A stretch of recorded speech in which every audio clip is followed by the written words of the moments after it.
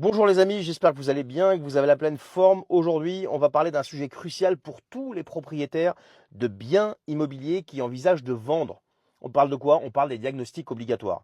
Alors, ces diagnostics sont aujourd'hui obligatoires et donc essentiels non seulement pour la sécurité des transactions immobilières, mais aussi pour la protection des acheteurs et des vendeurs.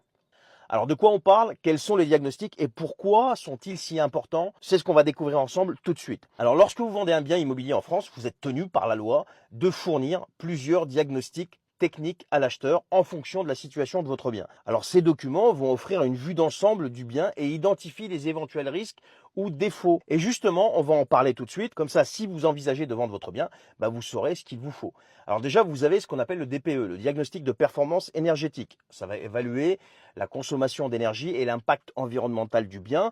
Il est valable 10 ans et il doit être réalisé dès la mise en vente. Ensuite, vous avez ce qu'on appelle le CREP, le constat de risque d'exposition au plomb. Alors attention, on ne parle pas des tuyauteries, on parle des peintures. Si votre logement a été construit avant 1949, eh bien ce diagnostic est obligatoire pour vérifier justement la présence de plomb dans les peintures pouvant être nocif pour la santé, pouvant provoquer une maladie qui s'appelle le saturnisme par exemple. Ensuite, vous avez le diagnostic amiante. Alors ça, c'est obligatoire pour les biens dont le permis de construire a été délivré avant le 1er juillet 1997. Et ce diagnostic va rechercher justement la présence d'amiante, une substance qui est largement connue comme cancérigène. Ensuite, vous avez le diagnostic termite. Alors, ce diagnostic recherche la présence, comme son nom l'indique, de termites dans les bois, ce qui peut compromettre la solidité des structures parce que les termites adorent le bois. Ça dépend en fait de la zone dans laquelle vous vous situez. Donc, il faudra vous renseigner en fonction de la localité où vous êtes, si elle est soumise à ce diagnostic ou pas. Ensuite, vous avez l'état de l'installation intérieure d'électricité et de gaz. Donc, ces diagnostics sont valables 3 ans et sont nécessaires pour les installations de plus de 15 ans. Et donc, ça va permettre d'évaluer la conformité et la sécurité de ces installations. Ensuite, vous avez le diagnostic assainissement, assainissement non collectif.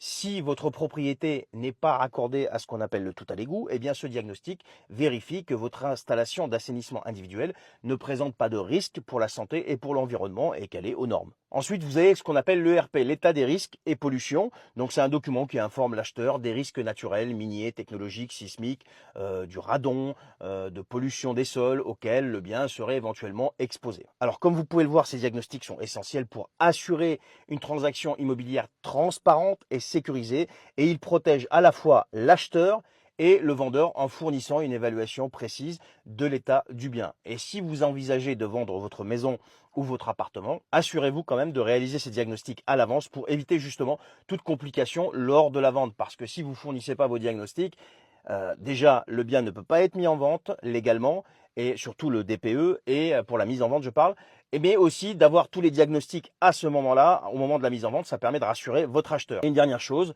vous avez ce qu'on appelle des experts immobiliers, des diagnostiqueurs. Vous en avez partout, vous pouvez vous renseigner largement pour pouvoir justement comparer un petit peu les prix, etc., etc. Voilà les amis, merci de m'avoir écouté. Si vous avez des questions, n'hésitez pas en commentaire. Si cette vidéo vous a plu, vous a appris quelque chose, eh bien, vous pouvez la partager, commenter, liker et surtout vous abonner à ce compte TikTok. En attendant, merci à vous et prenez soin de vous. À bientôt.